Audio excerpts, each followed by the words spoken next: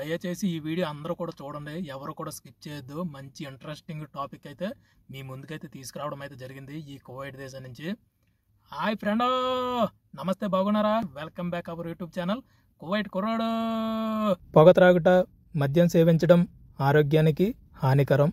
లేడీస్ని గౌరవిద్దాం, మన భారతదేశం సంస్కృతి సాంప్రదాయాలను కాపాడుకుందాం. జై భారత్. కువైట్ దేశం నుంచి మనకి ఎవరైతే వీసా తీస్తున్నారో, డ్రైవర్ వీసా, వాళ్ళని ముందుగానే మనం కొన్ని ఇంపార్టెంట్ విషయాలు అనేవి మనం అడిగి తెలుసుకుని ఇక్కడికి వచ్చి ఉద్యోగం అనేది చేయాలండి. ఫస్ట్ పాయింట్ వచ్చేసి, కువైట్ వాళ్ళు మంచి వాళ్ళ చెడ్డ వాళ్ళ, మనల్ని మంచిగా చూసుకుంటారా చెడుగా చూసుకుంటారా, నార్మల్గా ఉంటారా మీడియంగా ఉంటారా, మనతో ఫ్రెండ్లీగా మాట్లాడతారా, లేదంటే మనల్ని ఎలా చూసుకుంటారు, మంచిగానే చూసుకుంటారా, కొంచెం పర్లేదా, అంతా కూడా మనిషి మన సారు అనేసి ముందుగానే కనుక్కొని అయితే రావాలి.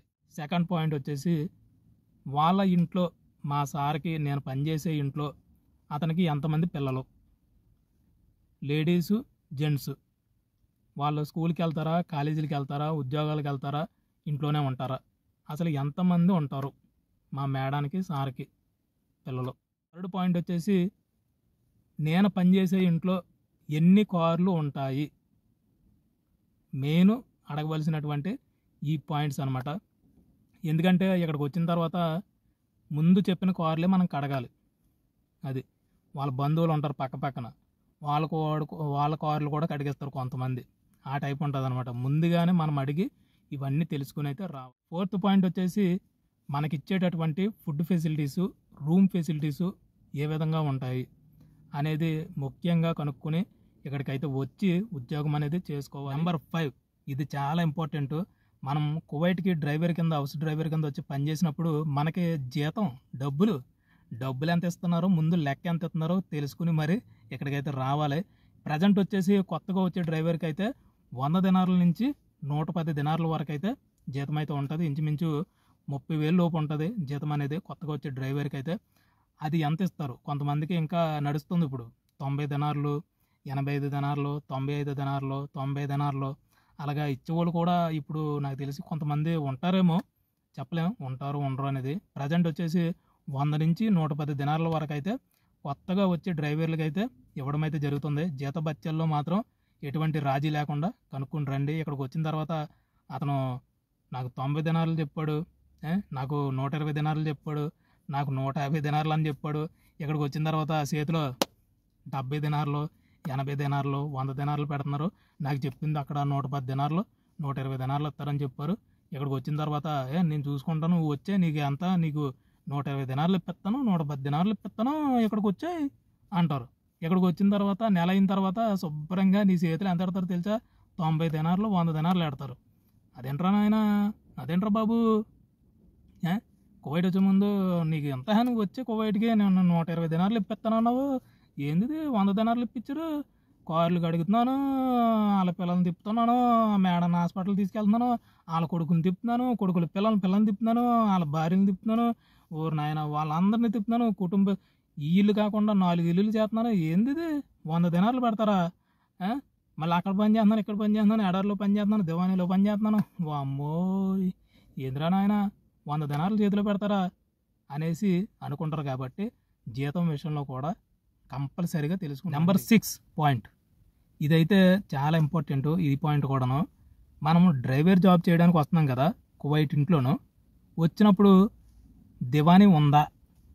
ఇక్కడ ప్రతి ఇంట్లోనూ కూడా దివానీ ఉంటుంది. దివానీ అంటే ఇప్పుడు మనం ఇంట్లో చెప్తున్నాను, సపోజ్గా ఒక బెడ్రూము, ఒక కిచెను, ఒక 2 బెడ్రూములు అలా ఉంటాయి కదా.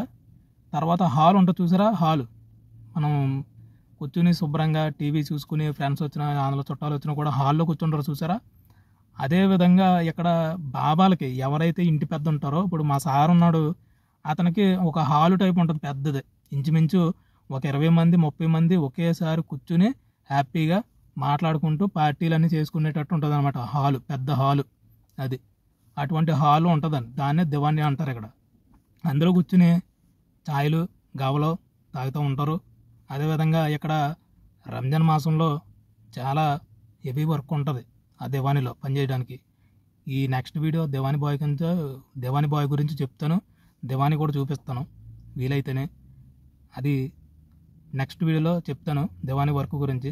ఈ డ్రైవర్ జాబ్ కింద వచ్చినప్పుడు డ్రైవర్లే దివానీలో పని కూడా చేయాలి. ఆ పని కూడా చెప్పారో లేదో మీకు అనేది ముందుగా తెలుసుకుంటాండి. ఇక్కడికి వచ్చిన తర్వాత ఇక్కడ కారు నడిపినప్పటికీ మీకు కనపడుతుందో లేదో తెలియదు నాకు, కెమెరా దగ్గర ఇగో ఇవన్నీ కూడా అయిపోయాయి, పగిలిపోతాయి అనమాట. కాయలు కాసైతే పుండ్లు పడిపోతాయి చేతులు, ఇదిగోండి మరి కనపడుతుందో లేదో, చేతులన్నీ కూడా రాడ్లు అయిపోతాయి. చూడండి నా ఎలాగున్నాయో చేతులు. కువైట్లో డ్రైవర్ పని చేసే చేతుల్లో ఉన్నాయి, చాలా స్మూత్గా ఉంటుంది, టిప్ టాప్గా రెడీ అయ్యి సూటు బూట్లు అన్నీ వేసుకుని ఇక్కడ పని చేయొచ్చు అనేసి అనుకుని మనం మొత్తం ఇక్కడికి వచ్చిన తర్వాత గొడ్డుని బర్రెని రుద్దినట్టు రుద్దుతారు అనమాట. ఇక్కడ ఆ టైప్ ఉంటుంది. కాబట్టి ఇక్కడ డ్రైవింగ్ చేసి ఇక్కడ రోడ్లలోను ట్రాఫిక్లోను అక్కడ షాపింగ్ మాల్లోను ఇటు హాస్పిటల్లోను ఇక్కడ కాలేజీలు కాడ ఈ ట్రాఫిక్ జామ్లో నలిగిపోయి ఇంటికి వెళ్ళినప్పటికీ అయిపోద్ది పరిస్థితి. ఆ తర్వాత అక్కడికి వెళ్ళిన తర్వాత కార్ పార్కింగ్ చేసి శుభ్రంగా రూమ్కి వెళ్ళి ఓ మొదలు తిందాము, ఒక కాలేజ్ ఎదురు కడుక్కుందాం అన్నప్పటికీ టాల్ దివానియా టాల్ అంటారు ఇక్కడ. అన్నప్పుడు మొత్తం ఉన్నది కూడా ఎత్తిపోతుంది బుర్ర. ఆ టైప్ అయిపోతారు. ఆ దివానీలో ఇంచుమించు గంటన్నర 2 గంటలు ఉంటుంది వర్క్. క్లీనింగ్ చేయడం, గిన్నెలు తోమడం, గిన్నెలు తొడవడం, టీవీలు తొడవడం, పైన ఆ లైట్లు బిగించడం, అవి అన్ని పనులు ఉంటాయి. దివానీ ఉంటే కనుక ఆ పని కూడా మనతోనే చేపిస్తారు. ప్రతి శుక్రవారం, వారానికి ఒక శుక్రవారం ఉంటుంది కదా, ఆ శుక్రవారం దివానీ క్లీనింగ్ ఉంటుంది. ఆ ఛాయలు కావాలో వేపుకుంటారు, అవన్నీ క్లీన్ చేయాలి, కడగాలి. ఆ దివానీ వర్క్ ఉంటుంది సెపరేట్గా.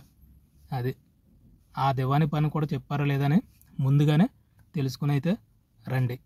తర్వాత ఇక్కడికి వచ్చిన తర్వాత నాకు రూము విషయంలో బాగాలేదు, నాకు కార్లు కడిగే విషయంలో నాకు బాగాలేదు, నాకు స్కూల్ డ్యూటీ విషయంలో చాలా హెవీగా ఉంది వర్క్ అనేది.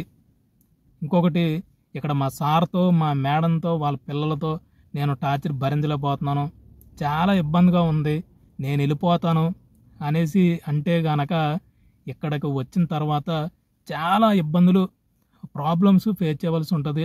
అందుకనేసి ముందుగానే కువైట్కి డ్రైవర్గా ఉద్యోగం చేయడానికి వచ్చినప్పుడు ఇవన్నీ నేను చెప్పిన విషయాలన్నీ కూడా తెలుసుకుని వచ్చి ఇక్కడ వర్క్ చేసుకుంటే చాలా హ్యాపీగా ఉంటారు. లేదంటే చాలా ట్రబుల్ అయితే పడతారు. ఎందుకనేసి అంటే మీరు ముందుగానే ఎందుకు అడగలేదు, మీరు ముందుగానే ఎందుకు చెప్పలేదు ఇటువంటి పొజిషన్ ఉంటుందని అనేసి ఇక్కడ గొడవలు పడతారు, మిమ్మల్ని చాలా ఇబ్బంది అయితే పడతారు. మరీ ముఖ్యంగా హౌస్ డ్రైవర్గా జాబ్ చేయడానికి వస్తే, కువైట్ ఇంట్లో పనిచేయడానికి వస్తే డ్రైవర్గాను 2 విధాలుగా అయితే ఉంటుంది, రూమ్ ఫెసిలిటీస్, ఫుడ్ ఫెసిలిటీస్. కొంతమందికి అయితే కువైట్లో మనం ఏ ఇంట్లో అయితే పనిచేస్తున్నామో ఆ ఇంట్లోనే మనకి రూము ఫుడ్ అనేది వాళ్ళే ఏర్పాటు చేస్తారు. కొంతమంది అయితే రూము ఫుడ్ వాళ్ళే వండుకోవాలి, డ్రైవర్లు బయట ఉండాలి. మనకి హాస్టల్స్, కొన్ని ప్లాట్లు రెంట్కి ఇస్తారు చూసారా, అందులో మనకు రూమ్ అనేది ఇస్తారనమాట. అది మనం తెలుసుకుని రావాలి. అట్లలో బాగుంటుందా, బయట ఉంటే బాగుంటుందా, ఇంట్లో ఉంటే బాగుంటుందా అనేసి ఒక మంచి ఇంట్రెస్టింగ్ వీడియో చేస్తాను. మీ ముందుకు ఎందుకు తీసుకొచ్చానంటే, నేను కువైట్ దేశం వచ్చి పనిచేయబట్టి 3 సంవత్సరాలు. ఈ 3 సంవత్సరాలు బట్టి చూశాను ఇక్కడ పడుతున్నటువంటి ప్రాబ్లమ్స్ అన్నీ కూడాను. నేను కూడా పడుతున్నాను, తప్పదు, వచ్చాం కదా ఇంకేం చేస్తామనేసి తప్పదు కాబట్టి ఇక్కడ ఉండి వర్క్ అనేది చేస్తున్నాం. మనకు నచ్చకపోతే కనుక డబ్బులు కట్టి వచ్చేయచ్చు. మనం ఎన్నో కష్టాల్లో ఉండి కువైట్ దేశం వచ్చి జాబ్ అనేది చేసుకుంటాం. ఇక్కడికి వచ్చినప్పుడు చాలా ఖర్చు పెట్టుకుని వస్తాం. వీళ్ళ మీద కోప్పడి వీళ్ళ ఏదో ఇబ్బంది పెడుతున్నారు అనేసి మనం నిర్ణయం తీసుకుని వెళ్ళిపోయామనుకోండి, మనం వచ్చినందుకు అప్పు చేసి వస్తాము.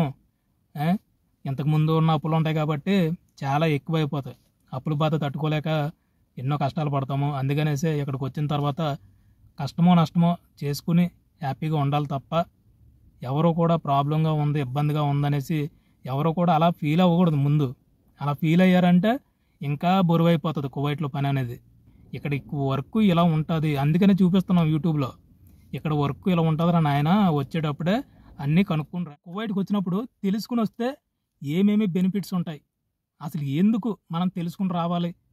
వాళ్ళు ఏదో పాపం వీసా ఇచ్చారు కదా, మనకు వర్క్ లేదంటే అనేసి కొంతమంది అనుకుంటారు.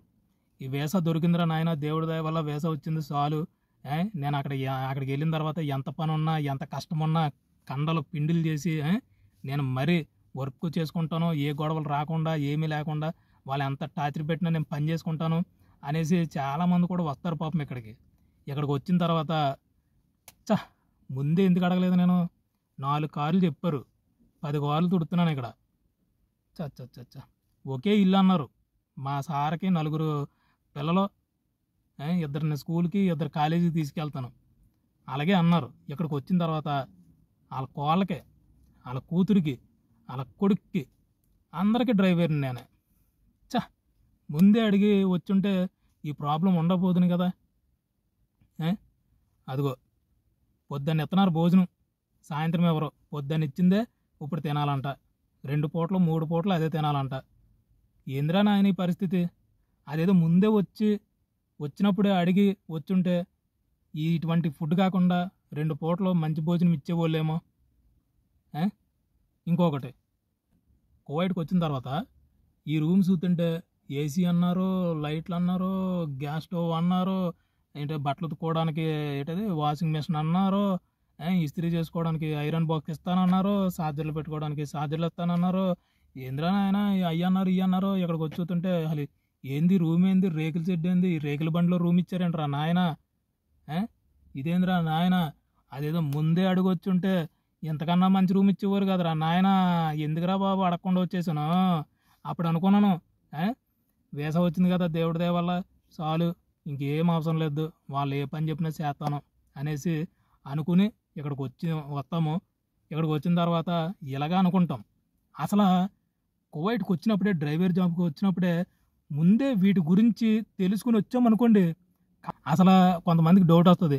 ఇవన్నీ అడిగితే వీసా ఇచ్చిన అతను మా చుట్టము, బయట అతను, లేదంటే వేరే అతను ఎవరో ఇస్తారు వీసా, వాళ్ళు ఏమనుకుంటారో, నీకు వీసా ఇవ్వడమే గొప్ప, మళ్ళీ ఇవన్నీ కావాలారా నీకు అనేసి అనుకుంటాడేమో, అనేసి అంటాడేమో అనేసి కొంతమంది భయపడి అడగరు. కొంతమంది అయితే అడుగుతారు. అడిగిన వాళ్ళకి ఎటువంటి బెనిఫిట్స్ ఉంటాయో తెలుసా? ఇక్కడికి వచ్చిన తర్వాత మంచి రూమ్ ఇస్తారు, మంచి ఫుడ్ పెడతారు, వాళ్ళు ఏ డ్యూటీ అయితే చెప్పారో ఆ డ్యూటీలోనే పెడతారు. వాళ్ళు ఏ పని ఎన్ని కార్లు అయితే కడగమన్నారో అన్ని కార్లే కడిగించుకుంటారు. వాళ్ళకి ఏ డ్యూటీ టైమింగ్స్ అయితే చెప్పారో ఆ టైమింగ్స్లోనే డ్యూటీ ఉంటుంది. నాకు ఎటువంటి పరిస్థితులు ఉంటాయి, ఇక్కడికి వచ్చిన తర్వాత ఎటువంటి సౌకర్యాలు కల్పించి నాతో ఉద్యోగం చేయించుకుంటారు అనేది ముందుగానే కనుక్కొని వచ్చారనుకోండి, తెలుసుకుని వచ్చారనుకో, ఇలాగా అన్నీ ఏర్పాటు చేస్తారు. ఉన్నారు కొంతమంది అటువంటి వాళ్ళు కూడా. చెప్పిన విధంగా డ్రైవర్కి ఫెసిలిటీస్ అన్ని ఇచ్చి ఉద్యోగం చేయించుకునే వాళ్ళు కూడా ఉన్నారు. మా గల్లీలోనే 2-3 ఉన్నారు, మంచిగా ఉన్నారు. మా మేడం మంచిది, మా సార్ మంచిది. నాకు ఏమైతే చెప్పారో అవన్నీ కూడా సౌకర్యాలన్నీ కల్పించి నాతో ఉద్యోగం చేయించుకున్నారని చెప్తున్నారు ఇక్కడ కువైట్లోను. నాలాగాను వేసవి వచ్చింది కదా, నీకు దండంరా నాయన, వేసవి ఇచ్చిన వాళ్ళకి అందరికీ మొక్కేసి శుభ్రంగా నాకు దేవుడి దయ వల్ల వేసవి వచ్చింది కదా చాలు నాకు అనేసి తట్టబొట్ట సర్దుకుని వచ్చేసాను. ఇక్కడికి వచ్చిన తర్వాత వాసిపోయింది, మామూలుగా కాదు. ఇక 3 సంవత్సరాలు అలవాటు అయిపోయింది కాబట్టి ఇంకా అలాగా రన్ అవుతుంది బండి. అది ఇప్పుడున్న సిచ్యువేషన్ బట్టి, ఇప్పుడున్న కల్చర్ బట్టి కువైట్కి వచ్చినప్పుడు మనకిచ్చే అన్ని ఫెసిలిటీస్ కూడా, డ్రైవేరు ఉద్యోగంలో డ్రైవేర్ అనేది ఇక్కడ చాలా ఇంపార్టెంట్. కువైట్లో చాలా అవసరం, ముఖ్యం అన్నమాట వీళ్ళకి డ్రైవేర్ అనేది. ఆ జాబ్కి వచ్చే వాళ్ళు అన్నీ కూడా కనుక్కొని వస్తే కంపల్సరీగా అవైలబుల్గా ఇచ్చి మీకు అన్నీ కూడా ఇక్కడ వర్క్ అనేది చేయించుకుంటారు. ఈ రోజుల్లో కువైట్లో డ్రైవర్కి మంచి గిరాకీ ఉంది, మంచి వాల్యూ ఉంది. అందుకనేసే మేము బుట్టలో పడి వచ్చినట్టు మీరు రాకూడదని ముందుగానే మీకు ఈ విషయాలు అనేది తెలియజేస్తున్నాను. ఇప్పుడు ప్రజెంట్ సిచ్యువేషన్ అంతా కూడా చూస్తున్నారు కదా, ఇది పరిగెత్తే కాలం, అది ఆగి నడిచే కాలం కాదు. అందుకనేసే ఇక్కడికి వచ్చినప్పుడు మనం ఏమైతే అడుగుతామో వాళ్ళు ఒకవేళ నేను ఇవ్వలేను అనుకుంటే మారుస్తారు కొన్ని. అది అందులో మార్పులు చేసి మీకు కంపల్సరీగా నేను ఏర్పాటు చేస్తానని ఇక్కడ మీకు చెప్పి, అక్కడ చెప్పి మీకు ఇక్కడికి తీసుకొచ్చుకుంటారు. ఇది పరిగెత్తే కాలం కాబట్టి మనకి పనిచేసే వాళ్ళు ఇక్కడ చాలా ముఖ్యమే వీళ్ళకి. అందుకనేసి మనం అక్కడ మాట్లాడుకుని వస్తే కంపల్సరీగా ఇక్కడ అవన్నీ ఏర్పాటు చేసి మీతో అయితే ఉద్యోగం చేయించుకుంటారు కంపల్సరీగాను. ఇక్కడ నాలాగా చాలామందిలాగా బాధపడి, మీరు కూడా బాధపడి వర్క్ చేయకూడదు అనే ఉద్దేశంతో మీ ముందుకైతే తీసుకొచ్చాను. చాలామంది కూడా భయపడతారు. మేము భయపడ్డాం అప్పట్లో, ఏమో ఈ పరిస్థితుల్లో ఇలా ఉంటే మాకు చెప్పేవాళ్ళు లేరు. కంపల్సరీగా మీరు వచ్చినప్పుడు ముందుగానే అన్ని విషయాలు తెలుసుకుని వచ్చి ఇక్కడ పని చేసుకుని హ్యాపీగా మీ కుటుంబ సభ్యులతో అందరితో కూడా కలిసి ఉంటారని నేను మనస్ఫూర్తిగా కోరుకుంటున్నాను.